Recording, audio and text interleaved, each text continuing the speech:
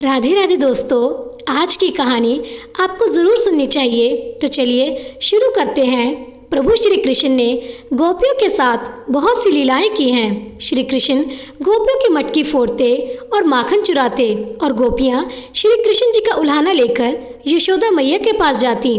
ऐसा बहुत बार हुआ।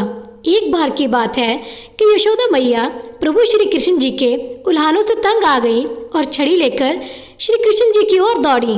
जब प्रभु ने अपनी मैया को क्रोध में देखा तो वह अपना बचाव करने के लिए भागने लगे।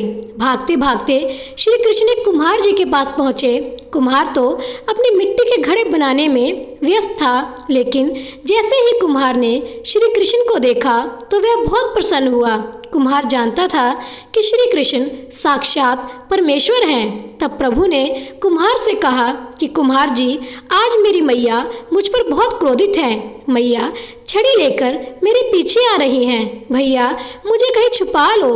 तब कुम्हार ने श्री कृष्ण जी को एक बड़े से मटके के नीचे छिपा दिया।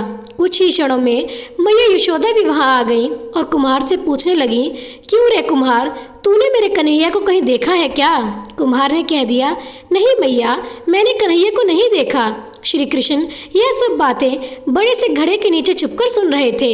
मैया तो वहां से चली गई। अब प्रभु श्री कृष्ण कुम्हार से कहते हैं, कुम्हार जी, यदि मेरी मैया चली गई हो तो मुझे इस घड़े से बाहर निकालो। कुम्हार बोला, ऐसे नहीं प्रभु जी, पहले मुझे 84 लाख योनियों के बंधन से मुक्त करने का वचन दो।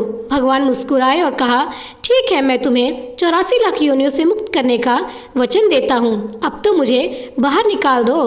कुम्हार कहने लगा, मुझे अकेले नहीं प्रभु जी, मेरे परिवार के सभी लोगों को भी 84 लाख योनियों के बंधन से मुक्त करने का वचन दोगे तो मैं आपको इस घड़े से बाहर निकालूंगा। प्रभु जी कहते हैं, चलो ठीक है, उनको भी 84 लाख योनियों के बंधन से मुक्त होने का मैं वचन देता हूँ। अब तो मुझे इस घड़े से बाहर निकाल दो। अब कुम्हार कहता है, बस प्रभु जी, एक और विनती है, उसे भी पूरा करने का वचन दें तो मैं आपको घड़े से बाहर निकाल दूंगा। भगवान बोले, वो भी बता दो, क्या कहना चाहते हो?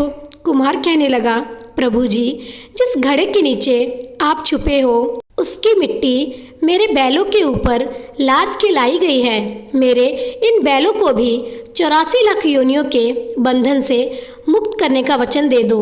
भगवान ने कुम्हार के प्रेम पर प्रसन्न होकर उन बैलों को भी 84 लाख योनियों के बंधन से मुक्त होने का वचन दिया। प्रभु बोले, अब तो तुम्हारी सब इच्छा पूरी हो गई, अब तो मुझे इस घड़े से बाहर निकाल दो। तब कुम्हार कहता है, अभी नहीं भगवान, बस एक अंतिम इच्छा और है, उसे भी पूरा कर दीजिए। और वह यह है कि जो भी प्राणी हम दोनों के बीच के इस संवाद को सुनेगा उसे भी आप 84 लाख योनियों के बंधन से मुक्त करोगे। बस यह वचन दे दो तो मैं आपको इस घड़े से बाहर निकाल दूंगा। कुम्हार की प्रेम भरी बातों को सुनकर प्रभु श्री कृष्ण बहुत खुश हुए और कुम्हार की इस इच्छा को भी पूरा करने का वचन दिया। फिर कुम्हार ने बाल श्री कृष्ण को घड़े से बाहर निकाल दिया, उनके चरणों में साष्टांग प्रणाम किया, प्रभु जी के चरण धोए और चरणामृत लिया।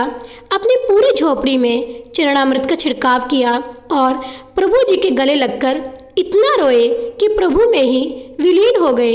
जरा सोचो कि जो बाल कृष्ण 7 कोस लंबे चौड़े गोवर्धन पर्वत को अपनी इकन्नी उंगली पर उठा सकते हैं तो क्या वो एक घड़ा नहीं उठा सकते थे? लेकिन बिना प्रेम रिझे नहीं नटवर नंद किशोर, कोई कितने भी यज्ञ करे, अनुष्ठान करे, कितना भी दान करे, चाहे कितनी भी भक्ति करे, लेकिन जब तक मन में प्राणी मात्र के लिए प्रेम नहीं होगा तब तक प्रभु श्री कृष्ण मिल ही नहीं सकते। तो दोस्तों, प्रेम से बोलिए राधे कृष्णा। और अगर आपको भी कहानियाँ सुनने का शौक़ है तो मेरे चैनल के साथ जुड़े रहें। चैनल को लाइक, सब्सक्राइब और शेयर करके आपका बहुत धन्यवाद होगा। मिलते हैं अगली कहानी के साथ, तब तक के लिए राधे राधे।